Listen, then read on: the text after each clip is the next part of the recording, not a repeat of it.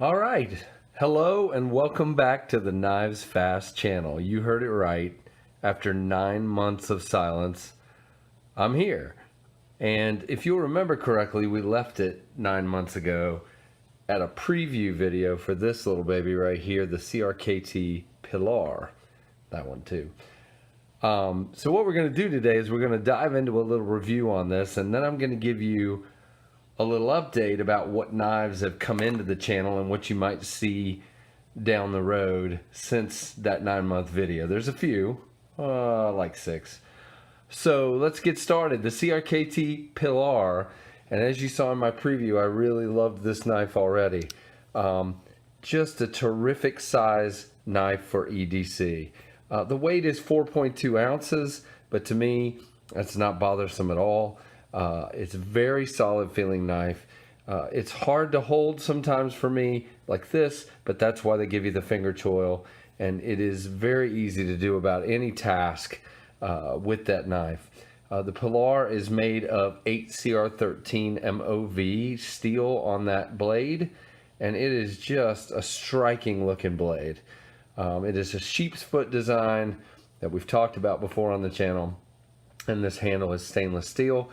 And you have a tip up, tip down on one side pocket clip, and the lanyard hole, of course, if you're into that sort of thing. There's a second one. I bought this one for myself, and I loved it so much that at Christmas I bought one for each of my 3 sons. So that's one of theirs.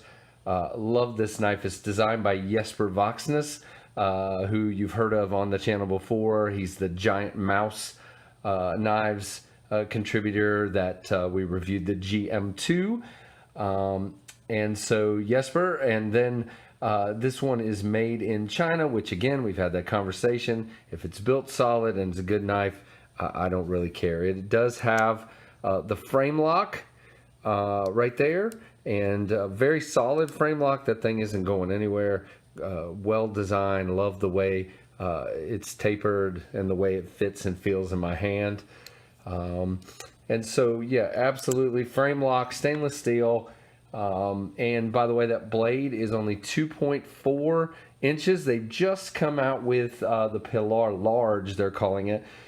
It's funny, it's only 2.65 inches, but I'm about to get one of those. It comes now in a flipper design, and you can get it either in the stainless like this, or you can get it in a G10 handle, and you can also get it with upgraded D2 steel, which is, I believe, what I'm probably about to purchase if it doesn't go off the shelves before that.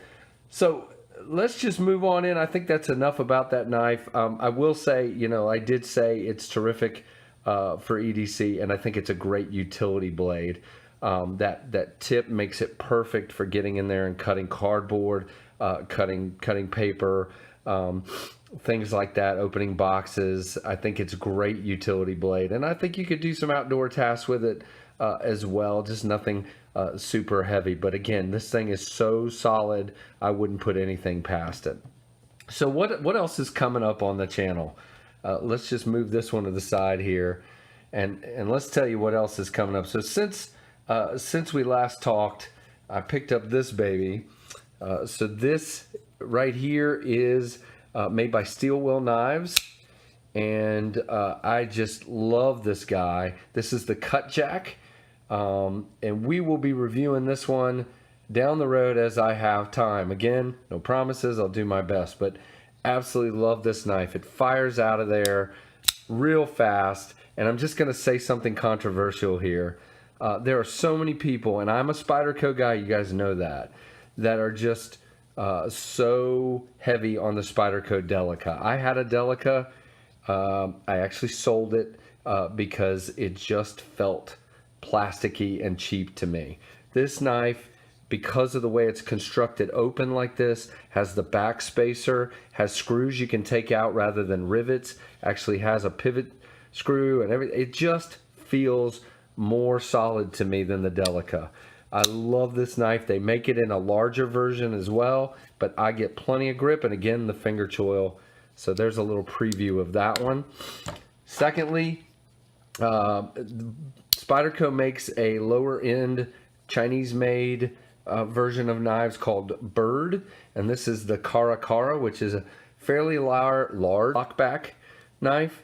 My wife actually bought this one for me, picked it out on her own, and I give her an A+. We'll be reviewing this one down the road. Really like that knife. Solid construction, well done by Spyderco for what it is, and it is a large, very sharp, very nice knife. Then I won from Smoky Mountain Knife Works this beauty. This is the Benchmade Vector, and wow. It is an assisted opening, axis lock, has the lock back here to keep it from opening without you wanting it to. Just a beautiful, I love the shape of that blade. Big solid knife. I do have one little tiny complaint about that knife, but I will tell you that in the review. And then there is the Reich Fang. I think I'm saying Reich correctly. And I hope I am, but it's the P105Q. And as you can see, that thing just fires out of there. Very smooth, beautiful knife. Picked this one up at Smoky Mountain Knife Works on a trip there in November. Just love that knife as well, but you know me and knives. So let's see if I can make room for it here. And then last but not least, at Christmas, I got as a gift, finally, I've been wanting one of these for a couple of years, the CRKT Squid.